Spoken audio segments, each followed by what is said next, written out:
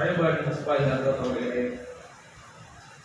என்னோட லால்பேட்டையிலிருந்து வருகை தந்திருக்கக்கூடிய அன்பு இளவல் முகமது பாலிம் ஹசனி பாசில் மன்பை அவர்களே, இங்கே உரையாற்றிய மாணவ செல்வர்களே, எதிரில் அமர்ந்து கேட்கின்ற மாணவ கண்மணிகளே, உங்கள் எல்லோருக்கும் அஸ்ஸலாமு அலைக்கும். நாம் முன்னுரையில் குறிப்பிட்டது போல உலமாக்கள் என்பவர்கள் தேசத்தில் எந்த ஒரு நிலைப்பாடாக இருந்தாலும் அதில் கருத்து சொல்லும் உரிமை பெற்றவர்களாக இருக்கின்றார்கள். உலமாக்களுடைய கருத்து வெளிப்படாமல் எதுவுமே நிறைவடைவதில்லை. உலமாக்கள் எடுத்து வைக்கும் கருத்து தான் எங்கும் பேசப்படுகிறது, எங்கும் வியாபிக்கிறது, அதுதான் நிலை இருக்கிறது. சுதந்திர காலமாக ஆனாலும், சுதந்திரம் பெற்ற பின்னால் உள்ள காலமானாலும், இன்றைய காலமானாலும் உலமாக்களுடைய பங்களிப்பின்றி எதுவுமே சாத்தியமில்லை என்பதுதான் நிகழ்வுண்மையாக இருக்கிறது.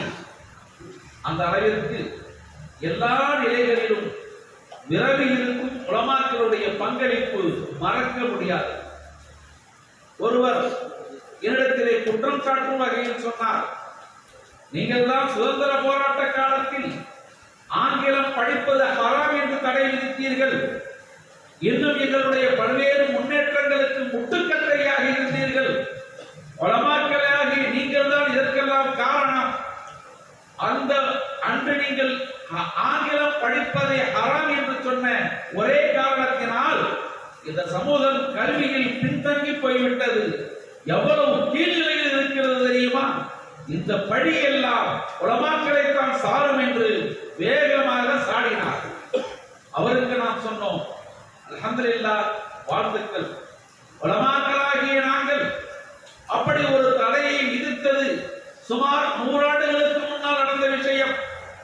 அதற்கு பின் சுதந்திரம் பெற்று இன்று 75 ஆண்டுகளுக்கு மேலாக ஆகிவிட்ட போதும் உங்களுக்குத்தான் சுதந்திரம் இருந்ததே, அந்த உலமாக்கள் விதித்த அந்த தடையை இதுவரை உங்களால் அகற்ற முடியவில்லையா? மாற்று வேலைகளை செய்ய முடியவில்லையா?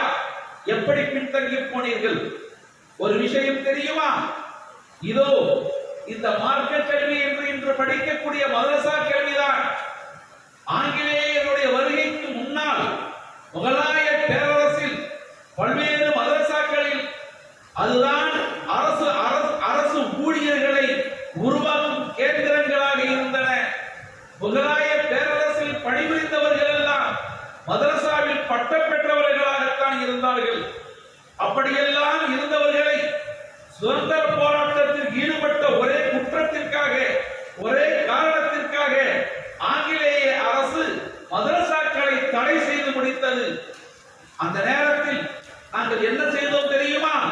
அரசுதான் தடை செய்து விட்டதே, இனி எங்களுக்கு என்ன என்று நாங்கள் ஒதுக்கி போய்விடவில்லை. மாறாக எங்களுடைய உலமாக்களில் 2 பேர் இங்கே பெயர் சொல்லப்பட்டுள்ளவர்களுக்கு மௌலானா முகமது காசிம் நானூத்தவி, மௌலானா அப்துல் ஹக் தஹ்லவி, இப்படிப்பட்டவர்கள் எல்லாம் அங்கே சூழ்நிலையை பார்க்கின்றார்கள். எங்கே குர்ஆனுடைய ஹதீஸும்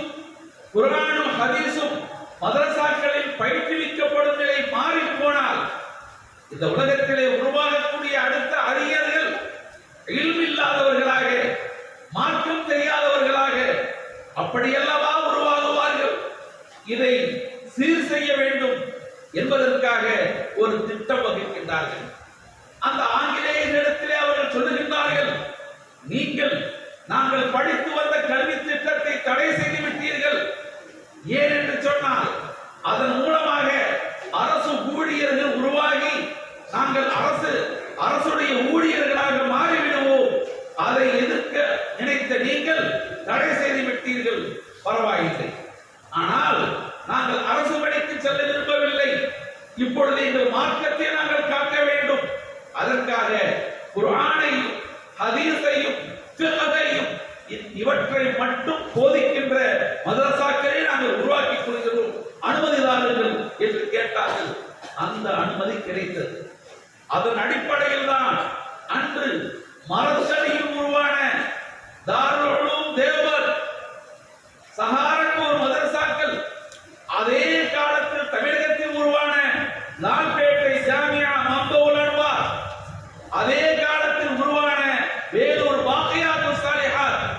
இது போன்ற எண்ணற்ற மதரசாக்கள் எல்லாம் அன்று தோன்றியது இந்த கல்வியை காப்பாற்றுவதற்காக. குர்ஆனுடைய கல்வி, ஹதீஸுடைய கல்வி, ஃபிக்ஹுடைய கல்வி, இவற்றை காப்பதற்காகத்தான் இதோ உலமாக்களாகிய நாங்கள் ஒரு திட்டத்தை முன்னெடுத்து கொண்டு வந்தோம். இன்று எங்கள் மதரசாக்கள் 150 ஆண்டுகளை தாண்டி நடைபெற்றுக் கொண்டிருக்கின்றன. அது மட்டுமல்ல, இதோ இந்த தமிழகத்தில் இந்த முஸ்லிம்கள் படிக்க வேண்டும் என்பதற்காக அண்ணல் காயிதே மில்லத் அவர்கள், காயிதே மில்லத் ரஹ்மத்துல்லாஹி அலைஹி அவர்கள் முன்னெடுத்த சில திட்டங்கள், அவற்றை உரியவர்களிடத்திலே, தனவந்தர்களிடத்திலே சென்று பேசுவதற்கு உலமாக்களிடத்தில் தான் ஆலோசனை செய்தார்கள். உலமாக்களை துணையாக அழைத்துக் கொண்டுதான் உத்தமவாலயம் அல்ஹாஜ் கௌஸ் மஹீதீன் ரஹ்மத்துல்லாஹி அலைஹி அவர்களிடத்திலே சென்று பேசி இன்று உத்தமவாலயம் கருத்தராவுத்தர் கல்லூரி உருவாகிய வரலாறு உலமாக்களுடைய பின்னணியில் இருந்தது. அதே போன்று அதிராம்பட்டினத்தில், அதே போன்று இளையாங்குடியில், அதே போன்று சென்னை புதுக்கல்லூரி, இப்படியாக பல ஜமால் முஹம்மது கல்லூரி, இப்படியான கல்லூரிகள் எல்லாம் தலைவர் காயிதே மில்லத் அவருடைய ஆணைக்கிணங்க உலமாக்கள் பின்னணியில் இருந்து உருவாக்கி வைத்தார்கள். இதோ உலமாக்களுடைய பங்களிப்பு என்ன என்று பட்டதாரிகளே உங்களுக்கு முன் நாங்கள் வைத்து விட்டோம்.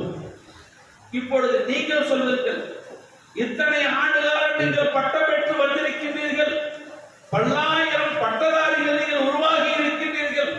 இந்த சமூகத்தில் நீங்கள் தோற்றுவித்த கல்லூரிகள் எத்தனை, பல்கலைக்கழகங்கள் எத்தனை, ஸ்கூல்கள் எத்தனை சேர்ந்திருக்கிறீர்களா? இதோ நான் இங்கே உங்களிடத்திலே உரையாற்றுகின்ற மௌலவி முகமது அன்சாரி மன்பாயி என்ற நான் லால்பேட்டையில் சுமார் 25 ஆண்டுகளுக்கு முன்னால் இமாம் புகாரி ரஹ்மத்துல்லாஹி அலைஹி அவர்களின் பெயரில் ஒரு நர்சரி ஸ்கூலை தொடங்கி இந்த அளவு இன்ஷா அல்லாஹ் அல்லாஹ்வுடைய கிருபையால் நடைபெற்று வருகிறது. இதுதான் உலமாக்களின் பங்களிப்பு. இப்படி எண்ணற்றவர்கள் பங்களித்தார்கள். பட்டதாரிகளே சொல்லுங்கள், உங்கள் பங்களிப்பு என்ன என்று நான் திருப்பி கேட்கிறேன். அதுதான் வரலாறு. உலமாக்கள் இல்லாமல் எந்த ஒன்றும் இல்லை. அது அரசியலாக இருந்தாலும், வாழ்வியலாக இருந்தாலும், சமூக மேம்பாடாக இருந்தாலும் அவற்றில் எல்லாம் பங்கெடுத்தவர்கள் உலமாக்கள். அதனால்தான் நாளைய உலமாக்களாகிய உங்களை இங்கே செப்பனிடுவதற்காக, உங்களை தயார்படுத்துவதற்காக, நாளைய எதிர்கொள்ளல்களுக்கு நீங்கள் வரக்கூடிய சவால்களுக்கு பதிலளிப்பதற்காக உங்களை ஆற்றுப்படுத்தும் நோக்கில் தான் இந்த நிகழ்வு இங்கே செய்யப்படுகிறது. அருமையானவர்களே, உங்களுக்கு கொடுக்கப்பட்ட தலைப்புகள் இன்ஷா அல்லாஹ் இனி உங்கள் வாழ்க்கையில் அப்படியே நிலை கொள்ளும். நீங்கள் நிலைநிறுத்திக் கொண்டிருப்பீர்கள். ஏதோ பேசினோம், ஏதோ கூடினோம், ஆனால் நினைவோட்டம் என்பதிலே இது நிலைத்திருக்கும். நாம் போதும் காலத்தில் மிஸ்பாஹுல் ஹுதாவில் இப்படி ஒரு நிகழ்வை நடத்தினோம், இன்னென்ன தலைப்புகளில் பேசினோம். இப்படி ஒரு நினைவு நம்மிடையே நீடித்துக் கொண்டிருக்கும். அதுதான் உங்களுக்கு வரலாறாக நாளை நிற்கப் போகிறது. எனவே இவற்றை நீங்கள் மறந்தாலும் கூட, கேட்டவற்றை மறந்தாலும் கூட, அவற்றை வரலாறாக உங்களுக்கு தலைப்பு வைக்கப்பட்டு விட்டது. அவற்றை நீங்கள் நன்கு விளங்கிக் கொள்ளுங்கள். கேட்க மறந்தவர்கள், கேட்டு மறந்தவர்கள், கேட்கவே முடியாதவர்கள், கேட்கவே இல்லாமல் விளையாடியவர்கள் யாராக இருந்தாலும் சரிதான். இதோ எங்கள் வீடியோ பதிவு செய்யப்பட்டிருக்கிறது. அவற்றையாவது கேட்டு அவற்றை நீங்கள் கடைக்கொள்ளுங்கள். அருமை சகோதரர்களே, இங்கே பேசப்பட்ட தலைப்புகள் 8. இவற்றிலே சட்டம் என்ற ஒரு பிரிவு பேசப்பட்டது. சமூக பிரச்சனை என்ற தலைப்பு 1-2 பேசப்பட்டிருக்கிறது. இதுதான் மொத்தமாக உள்ள விஷயம். இங்கே சட்டம் என்ற வகையிலே வக்ஃப் திருத்த சட்டம் இங்கே மசோதா என்று குறிப்பிடப்பட்டிருக்கிறது. மசோதா என்று சொன்னால் பாராளுமன்றத்தில் நிறைவேற்றும் வரைதான் அது மசோதா. அமைச்சர் தாக்கல் செய்வார், பாராளுமன்ற விவாதங்களுக்கு இருக்கும், அப்போதுதான் அது மசோதா. அது பாஸ் ஆகிவிட்டால் பிறகு சட்டம். எனவே வக்ஃப் திருத்த சட்டம் அது குறித்து இங்கே பேசப்பட்டது. முத்தலாக் தடை சட்டம் குறித்து பேசப்பட்டது. சிஏஏ, என்ஆர்சி, என்பிஆர் என்பது குறித்து பேசப்பட்டது. பொது சிவில் சட்டம், அந்த சட்டம் இதுவரை இயற்றப்படவில்லை. அது சர்ச்சைதான் செய்யப்பட்டுக் கொண்டிருக்கிறது. அது குறித்து பேசப்பட்டது. ஹிஜாப் தடை சட்டம் அதுவும் சட்டமாக்கப்படவில்லை, ஆனால் சர்ச்சையாகி இருக்கிறது. அது குறித்தும் பேசப்பட்டது. சமூக மேம்பாட்டு விஷயங்களாக இஸ்லாம் தீவிரவாதத்தை போதிக்கிறதா, அடுத்ததாக இந்திய அரசியலமைப்பு சட்ட சாசனம் சொல்வதென்ன, தேசப்பற்றில் முஸ்லிம்கள் ஆகிய தலைப்புகளில் இங்கே பேசப்பட்டிருக்கிறது. பேசியவர்கள் அவரவரும் தம் கருத்தை ஆழமாக பதிவு செய்தார். வண்ணமயமான வார்த்தைகள் அடுக்கி சொன்னார். நல்ல கருத்துக்களை ஆழமாக வேரோடி சொன்னார். அவற்றை நான் பாராட்டுகின்றேன். அருமையானவர்களே, இதன் வீரியம் என்ன? நீங்கள் பேசினீர்களே, அதனுடைய பின்னணி என்ன? ஒரு சில வார்த்தைகளை பின்னூட்டாக அவற்றிலே கொடுத்து நான் என் உரையை நிறைவு செய்வேன். வக்ஃப் திருத்த சட்டம், இந்த சட்டத்தை இந்த அரசு கொண்டு வரும்போது இவர்கள் எப்படிப்பட்ட கேவல நிலையை சந்தித்தார்கள் என்று சொன்னால், பாராளுமன்றத்திலே இதை எதிர்த்து பேசிய பெருமக்கள், குறிப்பாக முஸ்லிம்கள் அல்லாத மற்றவர்கள் எடுத்து வைத்த வாத விவரங்களை நீங்கள் கேட்டீர்களா என்பது தெரியவில்லை. அன்று இரவு அந்த வாத விவாதங்கள் நாடாளுமன்றத்திலே நடைபெற்றுக் கொண்டிருக்கிறது. தமிழகத்துடைய மிக பெரும் அரசியல் கட்சியான, பேரை சொல்லியே சொல்லுவோம், தேவை நமக்கு, மிக பெரும் அரசியல் கட்சியான திராவிட முன்னேற்ற கழகத்துடைய நாடாளுமன்ற உறுப்பினர் ராசா அவர்கள் எழுந்து நின்று பேசுகின்றார். வக்ஃப் என்றால் என்ன? வக்ஃப் என்பது யாருக்கு சொந்தம்? அது எதையெல்லாம் உரிமை அளிக்கிறது, எதையெல்லாம் தடை செய்கிறது? தெளிவான குறிப்புகளோடு, மிக அதிகமான விவரங்களோடு அப்படியே அடுக்கி சொல்லுகின்றார். சொல்லிவிட்டு இதில் எதை நீங்கள் மாற்றப் போகின்றீர்கள் கேள்வி கொடுக்கின்றார். இந்த சட்டம் வக்ஃப் என்பது அல்லாஹ்வின் சட்டம் என்று முஸ்லிம்கள் நம்புகிறார்கள். அதிலே எவருக்கும் மாற்றமில்லை என்று சொல்லுகின்றார்கள். எவராலும் மாற்ற முடியாது என்று அவர்கள் எண்ணுகின்றார்கள். அப்படி ஒரு சட்டத்தை இந்த பாசிச பாஜக அரசு எப்படி மாற்ற துணிந்தது என்று முகத்துக்கு நேரே கேட்டார். சொன்னார், உங்களுக்கு இந்த சட்டத்தின் நோக்கம் என்னவென்று சொன்னால், நீங்கள் சொல்லுகின்றீர்கள் எல்லா முஸ்லிம்களுக்கும் சமமான வாய்ப்பை கொடுக்க போகின்றோம், இயலாத முஸ்லிம்களுக்கு நாங்கள் உதவி செய்ய போகின்றோம் என்று நீங்கள் சொல்கிறீர்கள். நான் திருப்பி கேட்கின்றேன், உங்கள் வரலாற்றில் என்றாவது ஒரு நாள் முஸ்லிம்களுக்கு ஒரு சின்ன நன்மையை நீங்கள் சிந்தித்தது உண்டா? அப்படிப்பட்ட நீங்கள் வக்ஃப் சட்டம் மூலமாக முஸ்லிம்களுக்கு நன்மை செய்ய வந்தேன் என்று சொல்வதை நாங்கள் நம்ப சொல்கிறீர்களா? எங்களை நீங்கள் நம்ப சொல்கிறீர்களா? இல்லை.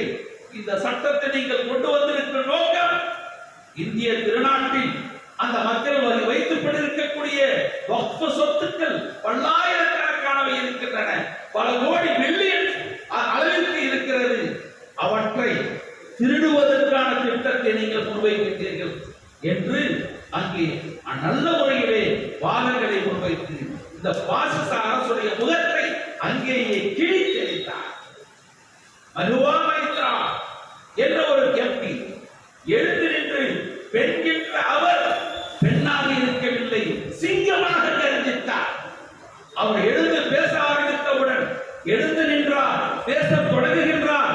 இந்த இந்திய நாட்டின் பிரதமர் அவர் எழுந்தவுடன் வேகமாக வெளியேறி செல்லுகின்றார்.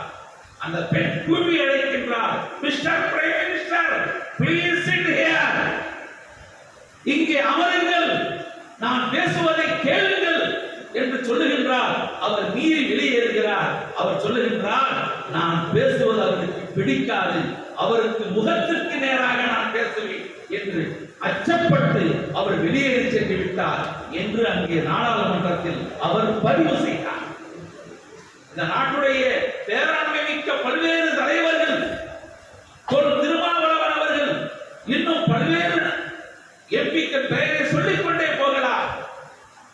தயாநிதி மாறன் அவர்கள், இப்படிப்பட்ட பல்வேறு நபர்கள் எடுத்து வைத்த சொற்கள் ஒவ்வொன்றையும் அன்று இரவு உன்னிப்பாக கேட்டவர்களில் நானும் ஒருவன். உன்னிப்பாக கேட்டோம்.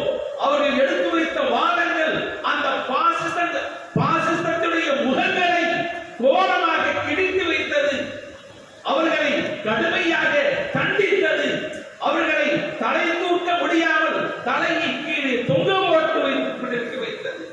இதுதான் அந்த சபையில் நடந்தவை. இத்தனை பெரிய வாதங்கள் வேறு ஒருவரின் தலைமையில் இருக்கக்கூடிய அரசிடம் நடந்திருக்குமேயானால் அன்றே அந்த சட்டத்தை அவர் தூக்கி எறிந்துவிட்டு வெளியே போயிருப்பார். ஆனால் இவர்கள் பாசிசவாதிகள், எதற்கும் தயங்காதவர்கள், சட்டத்தை நள்ளிரவிலே நிறைவேற்றினார்கள். அந்த இரவிலே நிறைவேற்றிவிட்டு சட்டம் நிறைவேற்றிவிட்டது என்று சொல்லிவிட்டு சென்றார். வக்ஃபு என்பதை திருடுவதற்கான நோக்கம் இவர்களுக்கு ஏராளமான விஷயங்கள் இருக்கின்றன. இந்த சட்டத்தை அறிமுகப்படுத்திய கிரண் ரிஜிஜு, இந்திய நாட்டு சட்டத்துறை அமைச்சர், அவர் சொல்லுகின்றார், இதோ தமிழ்நாட்டிலே திருச்சிக்கு அருகிலே ஒரு ஊரிலே அந்த கிராமமே வக்ஃபு நிலம் என்று சொல்லுகின்றார்கள். உள்ளே 1000 ஆண்டுகளுக்கு முந்தைய கோவில் இருக்கிறது. 12 காலம் வாழும் முஸ்லிம் அல்லாதவர்கள் இருக்கிறார்கள். அப்படி இருக்கும் நிலையிலே அந்த இடம், அந்த ஊரையே வக்ஃபு என்று சொல்லுகிறார்கள். இப்படிப்பட்ட மோசடிகள் இதற்குள் இருக்கின்றன. அவற்றை சீர்திருத்தத்தான் இந்த சட்டத்தை கொண்டு வந்தோம் என்று சொன்னார். உண்மை நிலை என்ன? நீங்கள் இதை தெரிந்து கொள்ள வேண்டும். இப்படித்தான் பாசிசவாதிகள் பொய்யை முன்வைத்து உண்மையை மறைத்து தம் எண்ணங்களை செயல்படுத்த துணிவார்கள். அந்த விஷயத்தை நீங்கள் தெரிந்து கொள்ள வேண்டும். அந்த ஊர் திருச்செந்தூர் என்று நினைக்கிறேன். திருச்செந்தூரை, திருச்சி அருகே இருக்கக்கூடிய திருச்செந்தூரை, அந்த ஊரே வக்ஃபா என்று கேட்டால் இல்லை, அது ஒரு திட்டமிட்ட சதி. இவர்கள் இந்த ஒரு தவறை யாருக்கும் தெரியாமல் உள்ளே செருகுவார்கள், உள்ளே சொருகுவார்கள். பிறகு பல்லாண்டுகள் கழித்து அதையே எடுத்து ஆவணமாக ஆக்கி முஸ்லிம்கள் மீது குற்றம் சுமத்துவார்கள். அப்படித்தான் நடந்திருக்கிறது. செந்துறையிலே 5 சென்ட் இடம் வக்ஃபுக்கு சொந்தமாக இருக்கிறது. ஊரே அல்ல. ஆனால் அங்கிருந்த வருவாய்த்துறை அதிகாரி ஒருவர் ஏதோ உள்நோக்கத்தோடு அல்லது யாரோ இந்துத்துவவாதியுடைய தூண்டுதலோடு அவர் அந்த ரெக்கார்டுகளை திருத்தி இருக்கிறார். அதிலே அந்த ஊரையே வட்டமிட்டு எல்லாமே வக்ஃபு என்று சுமார் 12 ஆண்டுகளுக்கு முன்னால் திருத்தப்பட்டிருக்கிறது. இன்று அது நாடாளுமன்றத்தில் எடுத்து வைக்கப்பட்டு அதுவே காரணம் காட்டி இந்த சட்டத்தின் முன்னுரையாக வழங்கப்படுகிறது என்று சொன்னால் திட்டமிட்டு இருப்பது எப்படி? இதுதான் பாசிசம். அதே திருச்செந்தூருக்கு சற்று அப்புறம் வந்தால் திருச்சி நகரம் அமைந்திருக்கக்கூடிய மையப்பகுதி தபிலே-ஆலம் தர்கா என்று ஒன்று இருக்கிறது. தெரிந்தவர்கள் தபிலே-ஆலம் பாதுஷா தர்கா ஒன்று இருக்கிறது. அந்த தர்காவுடைய வக்ஃபு சொத்து இன்று இருக்கக்கூடிய சத்திரம் பேருந்து நிலையம், இன்னொரு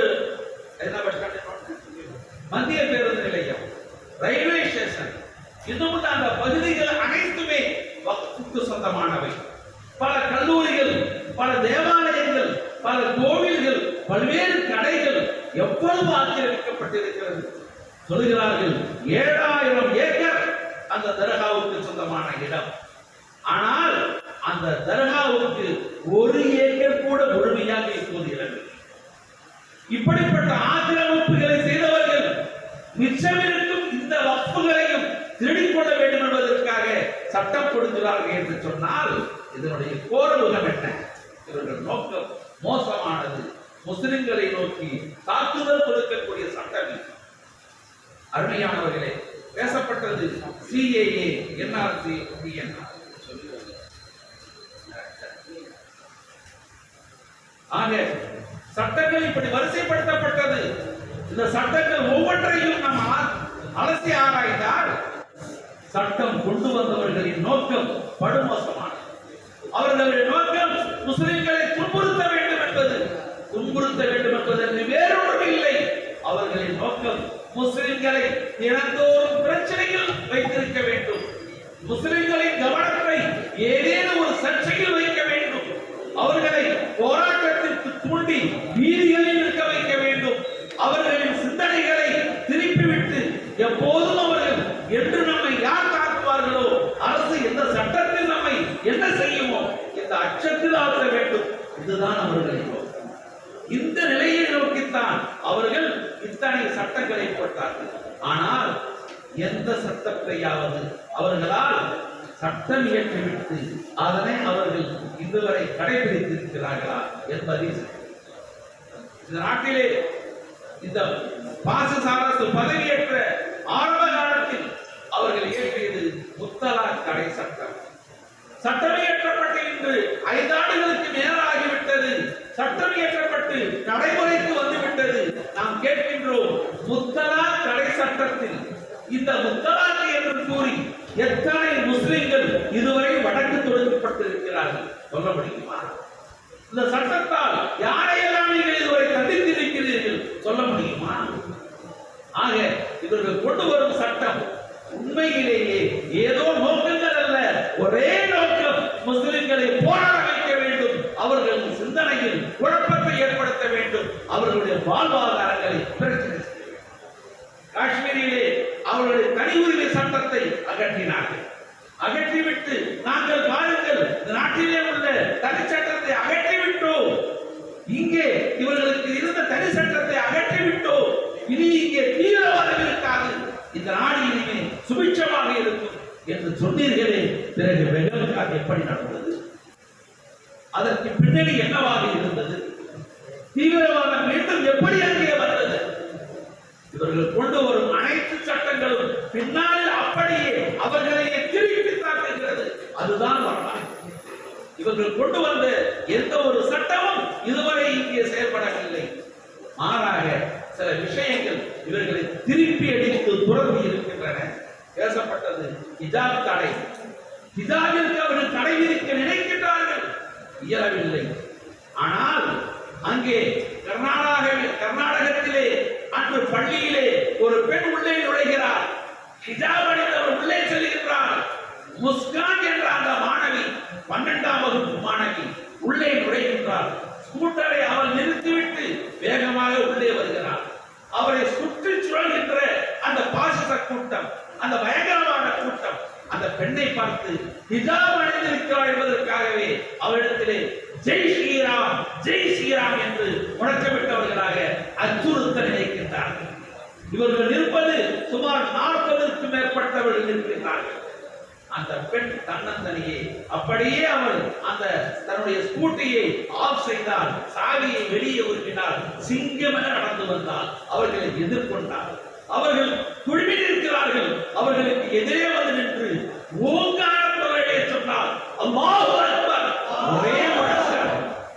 ஒரே முழக்கம் அல்லாஹு அக்பர் என்ற அந்த ஒரே முழக்கம், அதுதான் அங்கே நடந்தது. அடுத்த நிமிடத்திலே அவர்கள் எல்லாம் விரட்டோடிய அந்த காட்சி, கல்லை தூக்கி எறிந்தால் காகம் பறந்தோடுமே, அது போன்ற ஒரு காட்சி அங்கே நிகழ்ந்ததை கண்டோம். இதுதான் அவர்களின் பின்னணி. இவ்வளவுதான் அவர்களின் வீரம். அவர்கள் அச்சப்படுத்துவார்கள், துன்புறுத்த பார்ப்பார்கள், தொல்லை தர முடிவெடுப்பார்கள். ஆனால் அவர்களால் எதுவும் முடியாது. அவர்கள் வெற்று வேட்டுக்கள், எந்த பலமும் இல்லாதவர்கள் அரசின் அதிகாரத்தை கையில் வைத்துக் கொண்டு ஏதோ செய்யலாம் என்று பார்க்கிறார்கள். அதுவும் அவர்களால் இயலாது. இவர்கள் சில காலம் ஏறி விடப்பட்ட, நம் மீது ஏறி விடப்பட்ட வெறி நாய்கள் இவைகள். சில காலம் நம்மை சுற்றும், நம்மை ஒழுங்குபடுத்தும், நம்மை நேர்மைப்படுத்தும், அவ்வளவுதான்.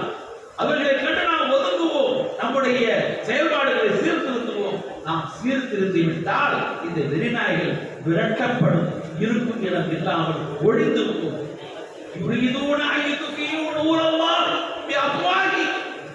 இவர்கள் தம் வாயினால் ஊதி இந்த தீனுடைய பேருடைய அழித்து விடலாம் என்று நினைக்கிறார்.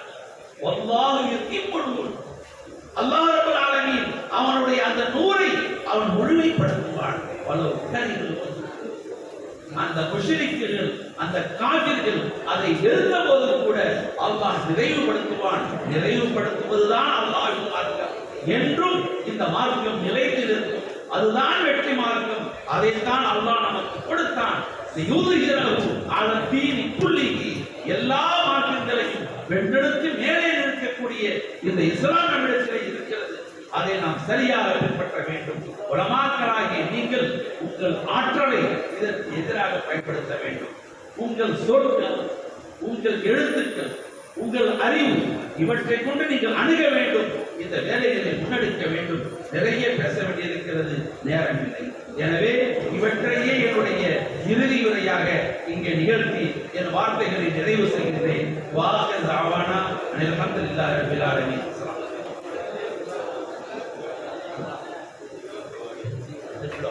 போட்டோ